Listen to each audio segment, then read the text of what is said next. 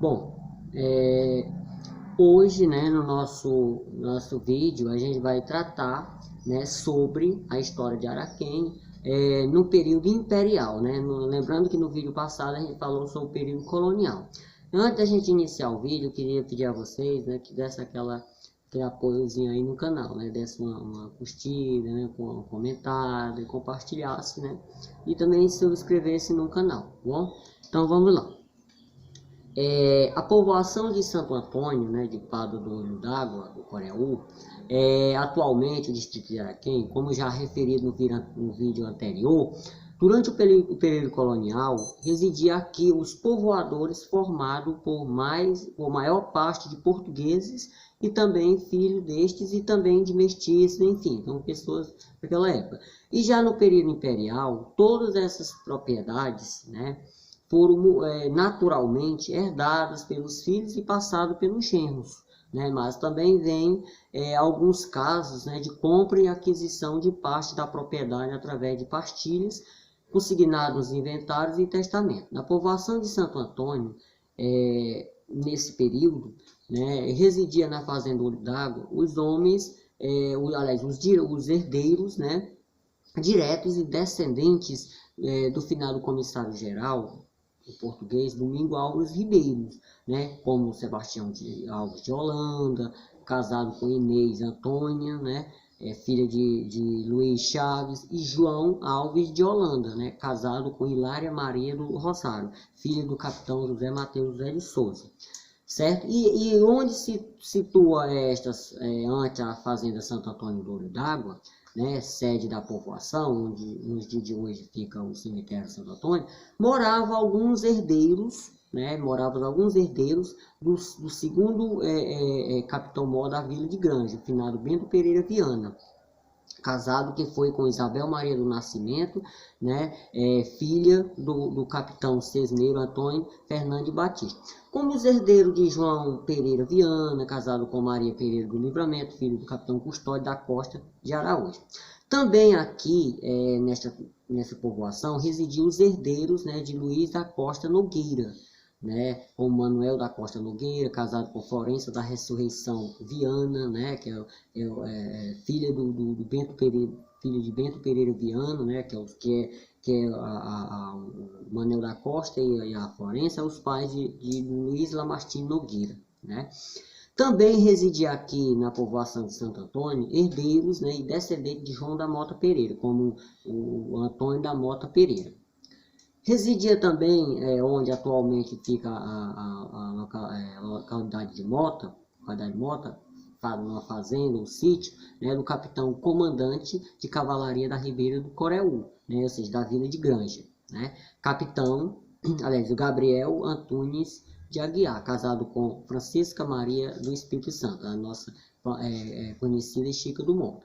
E mais outros nomes, né, família que avizinhava a época, né, a nossa povoação. Um fato muito relevante ocorrido no período imperial, né, com Gabriel Antunes, que foi a participação de forma direta, né, ou seja, a gente não tem registro, né, do capitão Gabriel Antunes de Aguiar na Revolução Pernambucana de 1817. E já de forma bem direta e ativa na Confederação do Equador, né, de 1824. Ou seja, até no livro Marcha do Tempo de Antônio Batista Fontenelle, nas páginas 41 a 42, ele cita isso. E quando o seu nome aparece na assinatura da ata de sessão, né, a ata da sessão extraordinária e Grande Conselho Provincial, de 26 de agosto, né, também lá relatado na revista Instituto do Ceará, de 1895.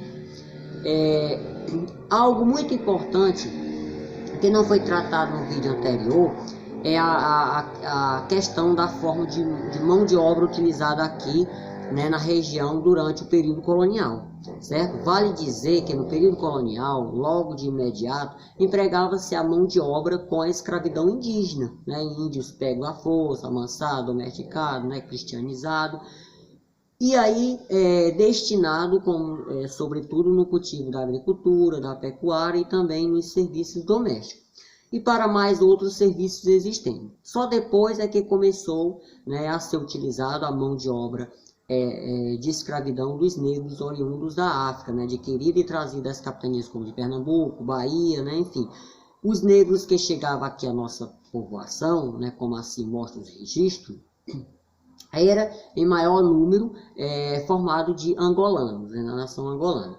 E no período imperial, a prática da mão de obra dos povos negros continuou, né, e se intensificando ainda mais. Para serviços como na prática agrícola, do plantio de roça, como mandioca, algodão, feijão, milho, cana-de-açúcar, seria pequena roça, né, de canaviais, entre outras. E com essa desumana prática da escravidão dos negros, que ainda perdurou, né, que ainda perduraria até 1884, quando foi abolida a escravidão na província do Ceará, à custa de uma grande e sofrida investida e entremeada de lutas e resistência dos próprios negros ao longo da escravidão, e que se intensificou com os ativos sobreviventes, que somando a campanha dos abolicionistas, encabeçada de negros livres, forros, brancos e pardos defensores da liberdade, enfim. Podemos nos arriscar a dizer, né, que a escravidão dos negros aqui na região, na província do Ceará, né, como um todo, aconteceu de forma mais branda e se comparada a outras províncias, como de Pernambuco, Bahia, Minas Gerais, São Paulo, Rio de Janeiro, como por exemplo. Mas não se pode isentar, né, a falta de liberdade, né, a violência aplicada aos negros como castigos físicos e psicológicos praticada pelos impiedosos senhores, seus donos. Em meados do século XIX, falando aqui da igreja, a estrutura física da capelinha de Santo Antônio é feita de taipa e coberta de telhas de barro, erguida por Domingo Alves Ribeiro e outros senhores, né, no século passado, se encontrava em total ruína e ameaçando-se a cair, né, quando foi totalmente demolida para se construir já uma outra nova.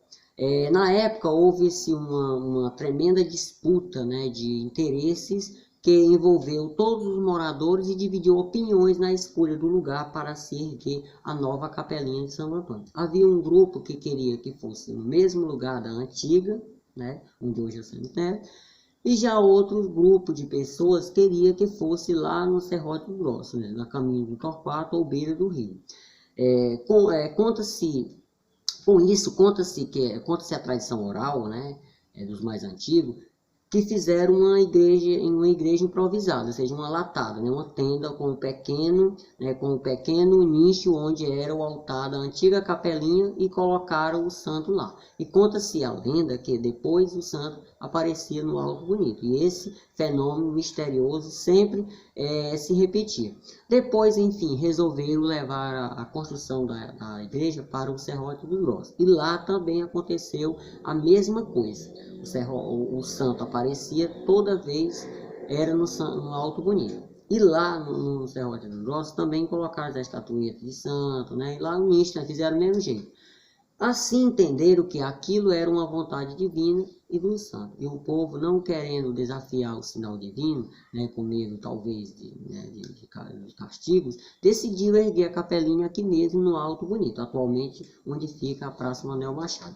E conta-se que o altar da atual igreja é exatamente no mesmo lugar onde assim o santo sempre aparecia. A povoação de Santo Antônio, por volta de 1860, ficou sem a igreja, né, por um bom período. Os ofícios religiosos eram realizados apenas numa latada, numa tenda feita de madeira e coberta de folha, né?